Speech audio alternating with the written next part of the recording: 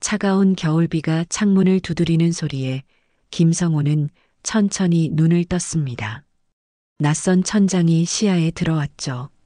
하얀 페인트가 군데군데 벗겨진 천장, 형광등 불빛이 어딘지 모르게 쓸쓸해 보였습니다.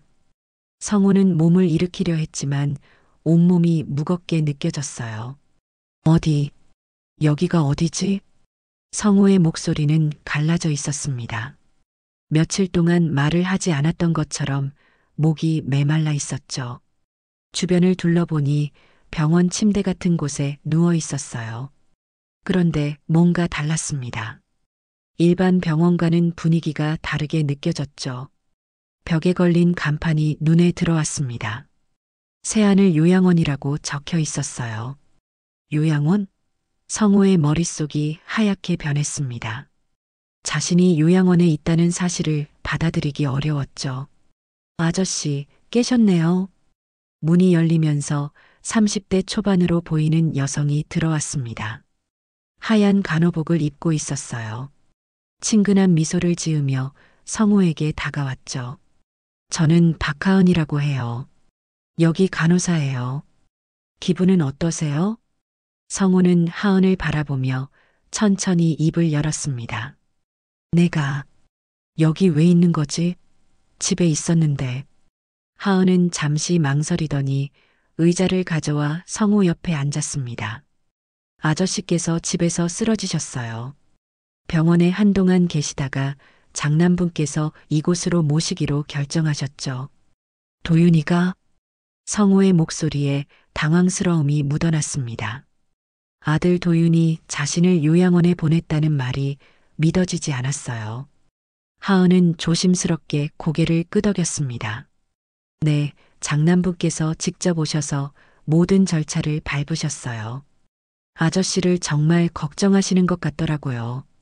하지만 성호에게는 그런 말이 전혀 위로가 되지 않았습니다. 오히려 더 큰 충격으로 다가왔죠.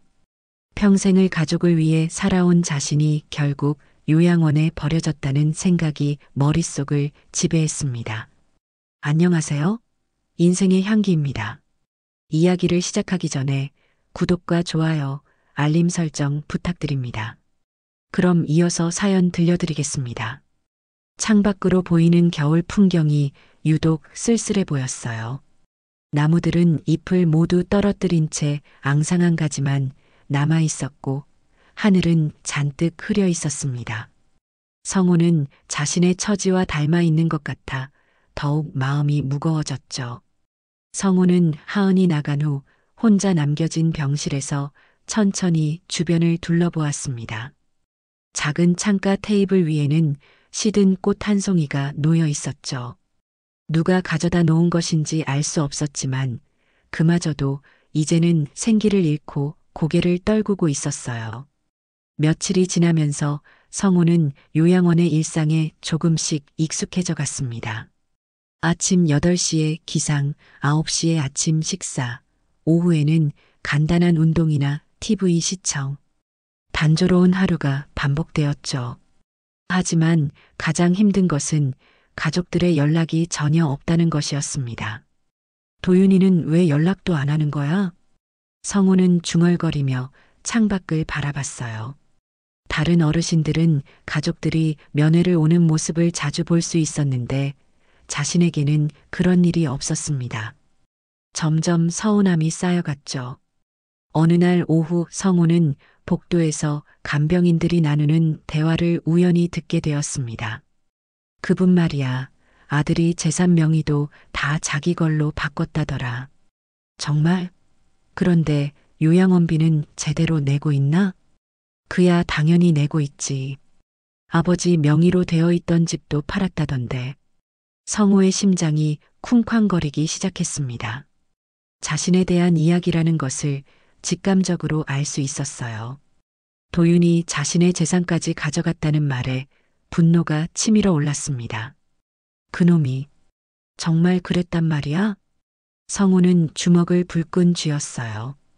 평생을 가족을 위해 헌신하며 모은 재산을 아들이 가져갔다는 생각에 배신감이 몰려왔습니다.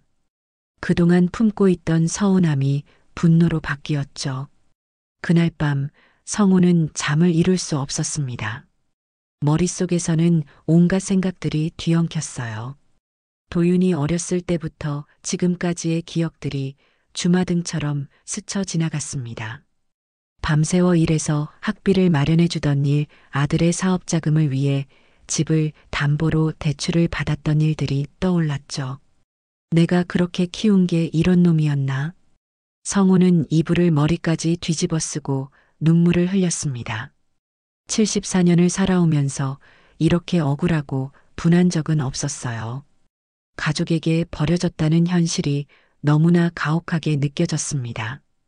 다음 날 아침 성우는 하은에게 부탁했습니다. 간호사님, 전화 좀 빌려주시면 안 될까요?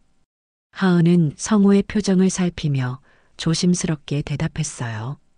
죄송하지만 요양원 규정상 개인 전화 사용은 어려워요. 대신 가족분께 연락을 드릴 수는 있는데. 아니요, 됐습니다. 성우는 쓸쓸하게 고개를 저었습니다. 이제 정말 혼자라는 생각이 들었어요. 성우는 점점 더 깊은 절망에 빠져들었습니다. 며칠 동안 거의 말을 하지 않았고 식사도 제대로 하지 않았어요. 하은이 걱정스러운 표정으로 다가와도 그저 고개만 돌릴 뿐이었습니다. 복수를 해야겠어. 성우는 마음속으로 다짐했습니다. 도윤이 자신을 이렇게 버렸다면 자신도 가만히 있을 수는 없다고 생각했죠. 그는 몰래 종이와 펜을 구해서 일기를 쓰기 시작했어요. 도윤의 잘못을 하나하나 적어두려고 했습니다. 오늘로 요양원에 온 지 일주일째. 아들놈은 연락 한 번 없다. 내 재산까지 가져갔다면서 이제 와서 면목이 없어서 안 오는 모양이다. 성우는 떨리는 손으로 글씨를 써내려갔습니다. 분노와 서운함이 뒤섞인 감정을 글로 옮기니 조금은 마음이 정리되는 것 같았어요. 며칠 후 하은이 성우의 방에 들어왔습니다. 평소보다 조심스러운 표정이었죠. 아저씨, 오늘 면회객이 오실 예정이에요. 도윤이가? 성우의 눈에 잠깐 기대감이 떠올랐지만 곧 차가워졌습니다. 아니요, 따님이요. 김하진 씨라고 하시는데. 하진이가? 성우는 깜짝 놀랐어요. 하진은 해외에서 일하고 있어서 연락조차 자주 하지 못했는데 갑자기 한국에 왔다는 게 의외였습니다. 오후 2시쯤 하진이 요양원에 도착했어요. 성우는 오랜만에 보는 딸의 모습에 마음이 복잡해졌습니다. 하진은 여전히 깔끔하고 단정한 모습이었지만 얼굴에는 걱정스러운 기색이 역력했어요. 아빠. 하진은 성우를 보자마자 눈물을 글썽였습니다. 성우 역시 딸을 보니 마음이 뭉클해졌지만 금세 굳어진 표정을 지었어요. 왜 갑자기 왔어? 바쁜 사람이. 아빠, 오빠한테 들었어요. 아빠가 쓰러지셨다고. 하진은 의자를 가져와 성우 옆에 앉았습니다. 성우는 딸의 얼굴을 자세히 들여다봤어요. 예전보다 야위어 보였고 눈가에는 피로의 흔적이 역력했습니다. 하진아, 너는 오빠를 어떻게 생각하니? 갑작스러운 질문에 하진은 당황했어요. 갑자기 왜 그런 말씀을? 솔직히 말해봐. 오빠가 나를 여기 버린 거 아니야? 하진의 얼굴이 굳어졌습니다. 그녀는 잠시 망설이더니 조심스럽게 입을 열었어요. 아빠, 오빠가 나한테는 연락도 안 해요. 아빠 일로 제대로 된 얘기를 들은 적이 없어요. 그것 봐. 그놈이 뭔가 숨기고 있는 거야. 성우의 목소리에는 확신이 담겨 있었습니다. 하진은 아버지의 모습에 마음이 아팠어요. 평생 가족을 위해 희생했던 아버지가 이렇게 상처받은 모습을 보니 눈물이 났습니다. 아빠, 오빠가 정말 그런 사람일까요? 저는 잘 모르겠어요. 하진의 목소리는 떨리고 있었어요. 하진의 방문 이후 성우는 더욱 진실을 파헤치고 싶은 마음이 커졌습니다. 딸마저 도윤의 행동에 의문을 품고 있다는 것을 확인했기 때문이었죠. 성우는 자신이 직접 증거를 찾아야겠다고 결심했어요. 간호사님, 제가 여기 온 경위에 대한 서류 같은 걸 볼 수 있을까요? 성우는 하은에게 조심스럽게 물어봤습니다. 하은은 잠시 망설이더니 고개를 저었어요. 죄송해요. 개인정보 보호 때문에 함부로 보여드릴 수는 없어요. 하지만 성우는 포기하지 않았습니다. 며칠에 걸쳐 요양원 곳곳을 살펴보며 단서를 찾으려 했어요. 간병인들과 대화를 나누고 다른 입소자들의 이야기도 들어봤습니다. 그러던 어느 날 성우는 우연히 간호사실 앞을 지나가다가 문이 열려 있는 것을 발견했어요. 하은이 잠깐 자리를 비운 사이였습니다. 성우는 주변을 살피고 조용히 안으로 들어갔죠. 책상 위에는 여러 서류들이 놓여 있었어요. 성우는 떨리는 손으로 서류들을 뒤져봤습니다. 그러다가 자신의 이름이 적힌 파일을 발견했어요. 김성호, 입소 경위. 성우는 서둘러 파일을 열어봤습니다. 그런데 거기에는 예상하지 못한 내용이 적혀 있었어요. 특수진단서 첨부라는 문구가 눈에 들어왔습니다. 특수진단서? 성우는 다음 페이지를 넘겼어요. 그리고 그는 충격적인 내용을 마주했습니다. 병원에서 발급한 진단서에는 위암 3기 판정이라고 명시되어 있었어요. 위암 3기? 성우의 손이 덜덜 떨렸습니다. 자신이 암 환자라는 사실을 전혀 모르고 있었던 것이었어요. 그런데 더 놀라운 것은 진단서 날짜였습니다. 자신이 쓰러지기 하루 전에 발급된 것이었죠. 그럼 도윤이는 이걸 알고 있었다는 거야? 성우의 머릿속이 복잡해졌습니다. 아들이 자신의 병을 알고 있었다면 요양원에 보낸 것도 다른 이유가 있을지도 모른다는 생각이 들었어요. 바로 그때 뒤에서 발걸음 소리가 들렸습니다. 아저씨, 여기서 뭐 하세요? 하은이 돌아온 것이었어요. 성우는 당황해서 서류를 내려놓으려 했지만 하은은 이미 상황을 파악한 듯 했습니다. 아저씨, 보셨군요. 하은의 목소리에는 안타까움이 묻어나왔어요. 성우는 하은을 바라보며 떨리는 목소리로 물었습니다. 이게 정말인가요? 내가 암에 걸렸다는 게? 하은은 잠시 망설이더니 성우의 손을 잡았어요. 아저씨, 앉으세요. 천천히 말씀드릴게요. 성우는 의자에 털썩 주저앉았습니다. 하은은 성우 옆에 앉으며 조심스럽게 입을 열었어요. 아저씨께서 쓰러지신 날 병원에서 정밀 검사를 받으셨어요. 그때 발견된 거예요. 그럼 도윤이도 알고 있었단 말인가? 네. 장남분이 직접 의사 선생님과 상담을 받으셨어요. 그리고 아저씨를 어떻게 돌볼지 고민을 많이 하시더라고요. 성우는 머리를 감쌌습니다. 지금까지 자신이 품고 있던 분노와 원망이 조금씩 흔들리기 시작했어요. 성우는 며칠 동안 진단서의 충격에서 벗어나지 못했습니다. 자신이 위암 3기라는 사실보다도 도윤이 이 모든 것을 알고 있었다는 사실이 더 큰 혼란을 가져다 줬어요. 지금까지 품어왔던 분노가 조금씩 의문으로 바뀌기 시작했습니다. 그럼 도윤이는 왜 나한테 말하지 않았을까? 성우는 창밖을 바라보며 중얼거렸어요. 겨울이 깊어가면서 밖의 풍경도 더욱 쓸쓸해 보였습니다. 하지만 마음속에는 전과 다른 감정이 자리 잡고 있었죠. 그날 오후 하진이 다시 면회를 왔습니다. 이번에는 평소보다 심각한 표정이었어요. 아빠, 오빠한테 전화해봤어요. 뭐라고 하던? 성우는 딸의 얼굴을 자세히 살펴봤습니다. 하진의 눈가가 빨갛게 부어있는 것으로 보아 울었던 것 같았어요. 오빠가 많이 힘들어하고 있는 것 같아요. 아빠 얘기만 나오면 말을 제대로 못하겠더라고요. 하진은 의자에 앉으며 한숨을 쉬었습니다. 그리고 아빠, 저 오빠한테 들었어요. 아빠가 아프시다는 거.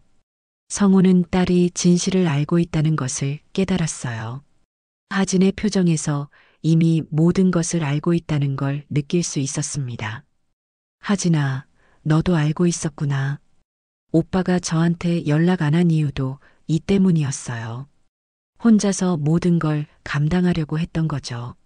하진의 목소리에는 오빠에 대한 미안함이 담겨 있었어요.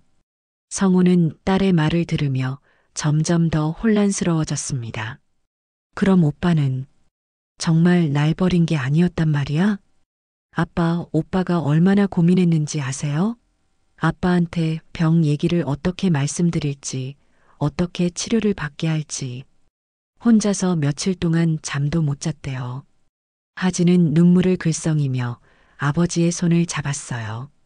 오빠 사업이 어려워진 것도 맞아요. 하지만 그래도 아빠를 위해서 최선을 다하려고 했던 거예요. 집을 판 것도 아빠 치료비 때문이었고요. 성우의 가슴이 먹먹해졌습니다. 지금까지 자신이 얼마나 큰 오해를 하고 있었는지 깨닫기 시작했어요. 그런데 왜 나한테는 아무 말도 안 했을까? 오빠가 그러더라고요. 아빠가 너무 충격받을까봐 무서웠다고. 그리고 자신이 제대로 아빠를 돌보지 못하는 것 같아서 죄송하다고. 하진의 말을 들으며 성우는 가슴이 아팠습니다. 아들이 혼자서 얼마나 많은 고민과 걱정을 했을지 상상이 되었어요. 내가 너무 성급했나? 성우는 자신이 써왔던 일기를 떠올렸습니다. 도윤에 대한 원망과 분노로 가득했던 그 일기들이 이제는 부끄럽게 느껴졌어요. 하진은 아버지의 변화하는 표정을 보며 조심스럽게 말했습니다. 아빠, 오빠를 한번 만나보시는 게 어떨까요? 직접 얘기를 나눠보세요. 성우는 고개를 끄덕였어요. 이제는 진실을 마주할 준비가 되었다는 생각이 들었습니다. 하진이 떠난 후 성우는 혼자서 많은 생각에 잠겼습니다. 딸의 말이 계속해서 머릿속을 맴돌았어요. 도윤이 혼자서 모든 것을 감당하려 했다는 말, 자신을 위해 집까지 팔았다는 말들이 가슴 깊숙이 박혔습니다. 며칠 후 하은이 성우의 방에 들어왔습니다. 평소와 다른 긴장된 표정이었어요. 아저씨, 오늘 면회객이 오실 예정이에요. 하진이가 또? 아니요, 이번에는 장남분이요. 성우의 심장이 빠르게 뛰기 시작했습니다. 도윤이 드디어 온다는 소식에 복잡한 감정이 몰려왔어요. 기대감과 두려움이 동시에 엄습했습니다. 오후 3시쯤 성우는 면회실에서 도윤을 기다리고 있었어요. 창밖으로는 여전히 차가운 겨울바람이 나무들을 흔들고 있었습니다. 성우는 떨리는 손으로 물컵을 잡으며 마음을 가라앉히려 했어요. 문이 열리면서 도윤이 들어왔습니다. 성우는 아들의 모습을 보고 깜짝 놀랐어요. 예전보다 훨씬 야위어 보였고 얼굴에는 깊은 피로의 흔적이 역력했습니다. 며칠 동안 제대로 잠을 자지 못한 것 같았어요. 아버지, 도윤의 목소리는 떨리고 있었습니다. 성우와 눈을 마주치지 못하고 바닥만 바라보고 있었죠. 앉아라. 성우는 최대한 차분한 목소리로 말했어요. 도윤은 조심스럽게 아버지 맞은편에 앉았습니다. 잠시 동안 무거운 침묵이 흘렀어요. 도윤아. 성우가 먼저 입을 열었습니다. 나 알고 있다. 내가 아프다는 거. 도윤의 고개가 확 올라갔어요. 아버지의 말에 당황한 표정이었습니다. 아버지, 어떻게? 그것보다 너 왜 나한테 말 안 했어? 내가 암에 걸렸다는 걸 혼자서 알고 있었으면서. 성우의 목소리에는 원망보다는 안타까움이 담겨 있었어요. 도윤은 고개를 떨어뜨리며 한참을 말하지 못했습니다. 아버지, 죄송합니다. 도윤의 목소리가 갈라졌어요. 어떻게 말씀드려야 할지 모르겠어서 아버지가 너무 충격받으실까봐. 그래서 나를 여기 버린 거야? 성우의 말에 도윤이 고개를 확 들었습니다. 눈에는 눈물이 고여 있었어요. 버린 게 아닙니다. 절대 그런 게 아니에요. 도윤의 목소리에는 절규에 가까운 감정이 담겨 있었습니다. 아버지, 당신이 위암이라는 얘기 듣고 제가 얼마나 무너졌는지 아세요? 병원에서 의사 선생님 말씀 듣고 화장실에서 1시간 동안 울었어요.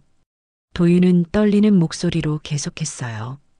제가 형편이 안 되는 것도 맞아요. 사업 실패하고 빚까지 져서 아버지를 제대로 모실 수 없다는 게 너무 괴로웠어요. 성우는 아들의 고백을 들으며 가슴이 아팠습니다. 도윤이 혼자서 얼마나 많은 고통을 감당했을지 상상이 되었어요. 도윤은 눈물을 훔치며 계속해서 말했습니다. 아버지, 저는 아버지를 지키려고 했어요. 집을 판 것도 아버지 치료비 마련하려고 한 거예요. 제 명의로 바꾼 것도 나중에 세금 문제 때문에. 성우는 아들의 떨리는 목소리를 들으며 자신이 얼마나 큰 오해를 하고 있었는지 깨달았습니다. 지금까지 품어왔던 분노와 원망이 한순간에 무너져 내렸어요. 그럼 넌 날 버린 게 아니었구나. 아버지, 어떻게 버릴 수 있어요? 당신은 제 아버지인데. 도윤의 목소리는 완전히 갈라져 있었습니다.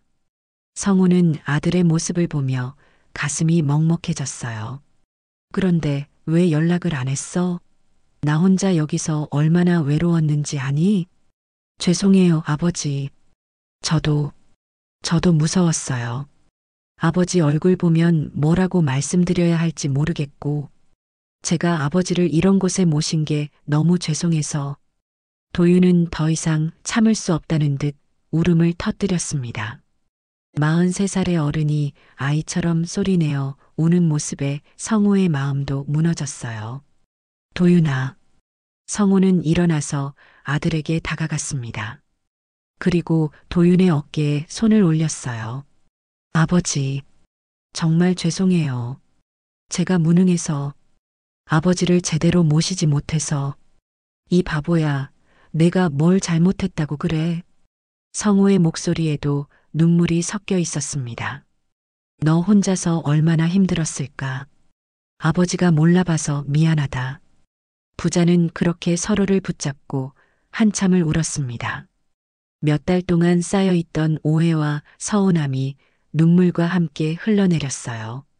잠시 후 성우는 도윤과 나란히 앉아 창밖을 바라봤습니다. 도윤아, 내 병은 어떻게 되는 거야? 도윤은 눈물을 닦으며 천천히 대답했어요. 의사 선생님이 그러시는데 수술하면 완치 가능성이 높다고 해요. 다만 수술비가. 그건 걱정 마라. 집 한 돈 있잖아. 성우는 아들의 손을 잡았습니다. 그리고 도윤아, 앞으로는 나한테 숨기지 마라. 우리 가족 아니야? 네, 아버지. 도윤은 고개를 끄덕였어요. 그의 얼굴에는 오랜만에 안도의 표정이 떠올랐습니다. 그런데 아버지, 수술 받으시려면 큰 병원으로 옮기셔야 해요. 그래, 그렇게 하자. 그런데 도윤아. 성우는 아들을 바라보며 미소를 지었어요. 너도 이제 걱정 그만하고 잘 먹어라. 이렇게 말라빠져서 어떡하니? 네, 아버지. 아버지도 잘 드시고 힘내세요. 두 사람은 서로를 바라보며 웃었습니다. 오랜만에 진짜 웃음이었어요. 창밖의 겨울 풍경은 여전히 차갑고 쓸쓸했지만 이제는 마음이 따뜻해졌습니다. 석 달 후 성우는 성공적으로 수술을 마치고 회복기에 접어들었습니다. 의사는 다행히 암세포가 완전히 제거되었고 예후도 좋다고 말했어요. 성우는 병원 침대에 누워 창밖으로 보이는 봄 풍경을 바라보고 있었습니다. 나무들에는 새싹이 돋아나고 있었고 따뜻한 햇살이 병실 안까지 들어왔어요. 아버지, 기분 어떠세요? 도윤이 과일 바구니를 들고 들어왔습니다. 예전보다 훨씬 밝은 표정이었어요. 성우도 아들을 보며 환하게 웃었습니다. 아주 좋아. 이제 정말 살 것 같다. 다행이에요. 의사 선생님이 완전히 회복되셨다고 하시더라고요. 도윤은 의자를 가져와 아버지 옆에 앉았어요. 부자 사이의 어색함은 이제 완전히 사라졌습니다. 도윤아, 태어나면 우리 어디서 살지? 아버지 마음대로 하세요. 저는 아버지와 함께 할 수 있다면 어디든 좋아요. 성우는 아들의 말에 고개를 끄덕였습니다. 그때 문이 열리며 하진이 들어왔어요. 아빠, 오빠. 하진은 두 사람이 나란히 앉아 있는 모습을 보며 기뻐했습니다. 가족이 다시 하나가 된 것 같아서 마음이 따뜻해졌어요. 하진아, 너도 앉아라. 성우는 딸에게 자리를 권했습니다. 가족 세 명이 함께 앉아 있으니 오랜만에 완전한 느낌이었어요. 아빠, 태어나시면 제가 한국에 정착할 생각이에요. 정말이야? 해외 일은 어떻게 하고? 이제 가족이 더 중요해요. 아빠와 오빠 곁에 있고 싶어요. 성우는 딸의 말에 눈시울이 뜨거워졌습니다.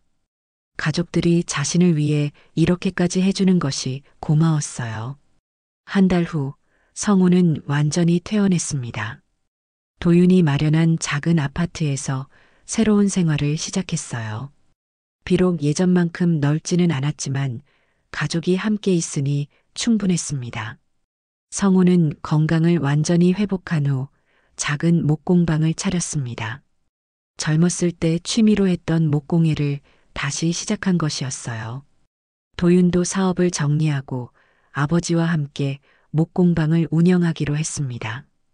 어느 토요일 오후 성우는 목공방에서 특별한 작업을 하고 있었어요. 작은 나무 상자를 정성스럽게 깎고 있었습니다. 할아버지, 뭐 만드세요? 도윤의 아들, 성우의 손자인 민준이가 호기심 어린 눈으로 바라봤습니다. 민준아, 이리 와봐. 성우는 손자를 무릎에 앉히고 나무 상자를 보여줬어요. 이 안에는 진짜 보물이 들어갈 거란다. 보물이요? 금이에요? 민준이 눈을 반짝였습니다. 성우는 웃으며 고개를 저었어요. 금보다 더 소중한 거야. 성우는 상자를 열어 보이며 설명했습니다. 안에는 손으로 정성스럽게 깎은 작은 나무 조각들이 들어 있었어요. 도윤의 모습, 하진의 모습, 그리고 돌아가신 아내의 모습까지 세밀하게 조각되어 있었습니다. 와, 정말 예뻐요. 이게 아빠예요? 맞아. 그리고 이건 고모, 이건 할머니야. 성우는 하나하나 설명해 줬습니다. 민주는 신기해하며 나무 조각들을 조심스럽게 만져봤어요. 할아버지, 이거 정말 보물이네요. 그래, 진짜 보물이지. 민준아, 기억해라. 사랑은 말보다 오래 간단다. 성우는 손자를 껴안으며 말했습니다. 창밖으로는 따뜻한 봄 햇살이 들어오고 있었고 목공방 안에는 나무 향기와 함께 행복이 가득했어요. 그날 저녁 가족들이 모두 모여 저녁 식사를 했습니다. 성우는 식탁에 앉아 가족들의 웃음소리를 들으며 마음 깊이 감사했어요. 죽을 뻔한 병도 오해로 인한 아픔도 모두 지나간 일이었습니다. 이제는 진짜 중요한 것이 무엇인지 알 수 있었어요. 도윤아, 하진아. 성우가 조용히 말했습니다. 고맙다. 너희들이 있어서 아버지는 정말 행복해. 저희야말로 감사해요, 아버지. 도윤과 하진이 동시에 대답했어요. 가족들은 서로를 바라보며 환하게 웃었습니다. 그렇게 김성호의 이야기는 새로운 시작으로 이어졌습니다. 오해와 아픔을 딛고 되찾은 가족의 사랑은 그 어떤 보물보다도 소중했어요. 앞으로도 이들의 삶에는 크고 작은 어려움들이 있겠지만 이제는 함께 이겨낼 수 있다는 확신이 있었습니다. 진정한 가족의 의미를 깨달은 그들에게는 더 이상 두려울 것이 없었거든요.